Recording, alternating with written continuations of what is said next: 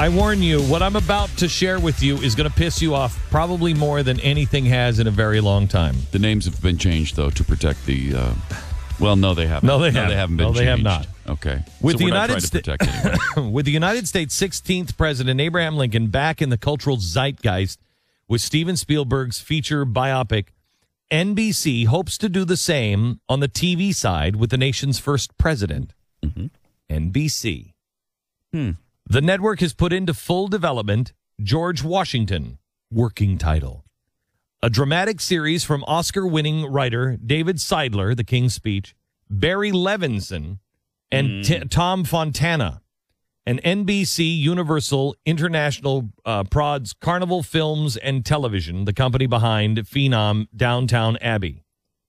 After working and taking on Britain's King George in The King's Speech, UK writer Seidler will now tackle the American commander who led the war for independence from the British Kingdom.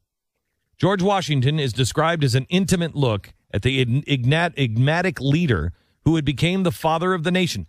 There is no enigma to George Washington. He is very simple to understand. Where's the enigma? Thomas Jefferson is an enigma. He's a code that you have to break. George Washington is very simple. I warn you, this is not going to, it's about to turn ugly on you. Episodes move back and forth through the war with the war hero and the president's life and tell the little known and unlikely story of his survival and triumph. His true character is revealed for the first time, and he is not known. He is not the man who chopped down the cherry tree. His true character is revealed for the first time. And isn't that interesting how they also mix in some truth there? Not the tale of the man who chopped down the cherry tree, which was not true. But his true character has already been revealed. But they mix in that little truth that, okay, he didn't chop down the cherry tree. Now you're supposed to buy into all the rest of this garbage that's about to come. There's the George Washington, the national icon, gazing out from the dollar bill with his mouth full of supposed wooden teeth. And then, says NBC, then there is the George Washington who had an adulterous affair with his best friend's wife, Seidler says. Despicable. Excuse me? Despicable. You know what this is? This is the relationship of a friend. His best friend was Fairfax. And Fairfax, it was Sally Fairfax, wasn't it? Yeah, I think Sally Fairfax, he was in love with. From a kid, he was in love with her. He went to work for his father, Fairfax, Virginia. Ever heard of it? The father said, will you survey my land? He's 16 years old, and he's a surveyor. And he goes out and he surveys Virginia for Fairfax. He loves her. If I'm not mistaken, she gets married. He marries Martha Washington. He's friends with her. There's not one shred of evidence that anything untoward happened. And everything else that this man has done in his life shows you that he is dedicated to God, dedicated to virtue and honor.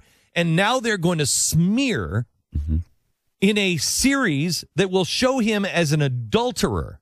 Not only is there no shred of evidence to indicate that he had an adulterous affair with Mrs. Fairfax, there's quite the opposite. There's all kinds of evidence to indicate he would never do anything like that.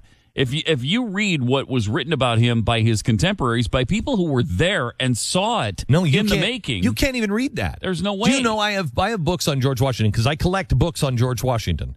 And please, if you ever find an old George Washington book, if you ever find anything on George Washington that is old, preferably before 1900, and you don't know what to do with it, you send it to me, please. Please. I will preserve it. I will restore it. I will make sure that it is preserved for future generations. But in the 1920s, they started changing him. There were books that were out on his character and his virtue. And one chapter was just on his Christian belief. That's been removed from the new editions of the book. They were written by the people. They were contemporaries of him.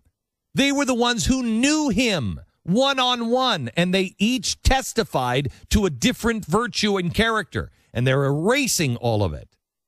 They think they know better than the people who lived and knew the man. Oh, man, this just gets my blood boiling. George Washington was obsessed with social status and finely tailored clothes and his image. Excuse me? He's not an icon. He's a very human being who learned how to lead. That's the man we want America to understand. We know the myth of the man, but the reality was that he was a flawed and troubled character. Now let me tell you a story I have not told you before. When we wrote Being George Washington, we went to a couple of filmmakers who are friends of ours, who I believe we have an announcement coming out next week. And they're filmmakers who are very, very accomplished.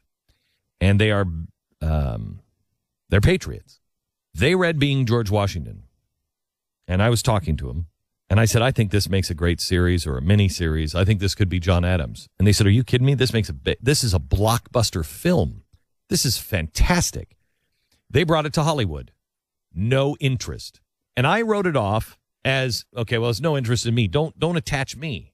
We'll help you. Don't attach me at all. No, Glenn, there's no interest. Quote, George Washington won't sell. And I said, did you tell them about John Adams? Remember the series on HBO? How much did that sell? That set the world on fire in America. That was a great series. I know they don't want to hear it. There is zero interest in George Washington. Now, let me add this. Tom Hanks wanted to do a movie on George Washington starring Tom Hanks. As Washington? I don't know if he was Washington. He may have been Washington. And there's another filmmaker that was involved.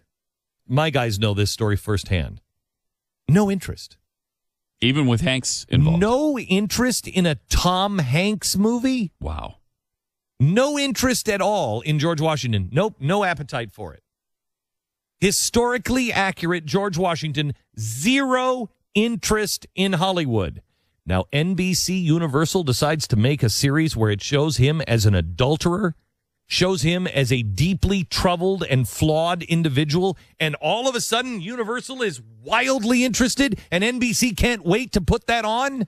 Oh, if it's George Washington meets the Kardashians, now we're on to something. Unbelievable.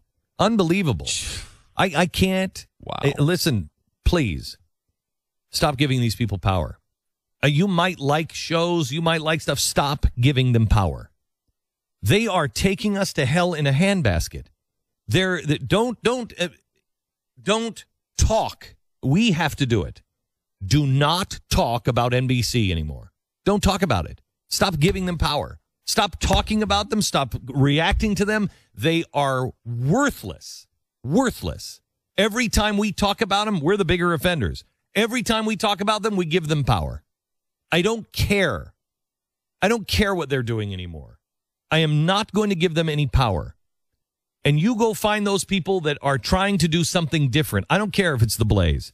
If it's the Blaze, subscribe. Please, we use your dollars. I just met with my sales team yesterday, one of the heads of the sales division for the Blaze, and I said, listen, this is the number I need you to hit next year. And he said, what? And I said, that's the number I need you to hit. I said, we are collapsing a 5-year plan into 1 year. I need you to hit this. He said, okay. Now, here's the thing. We're busting our butts. We're doing everything we possibly can as fast as we can. If you haven't subscribed to The Blaze, I'm telling you right now, Pat, you know me. Do I spend any of the money that is coming from The Blaze on anything but development? No. Not a dime. I've been told I'm not going to make money for several years. Not a dime. We are not blowing your money. There are several things on this set that I wanted to buy that I didn't buy with the company money. I went and I bought like Polar Bear. That's mine. I wrote the check for the Polar Bear.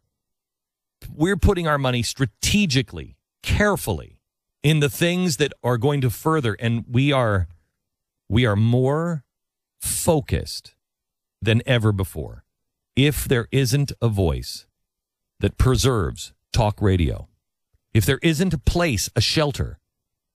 I mean, I don't know I get a lot of heat, and we've never talked about this on the air because I don't want to do anything that hurts talk radio. But there is Blaze Radio now available on the Blaze. Why am I doing it? Why would I go into competition with myself? Why would I do that? Because I believe the things that I say. And there better be a place.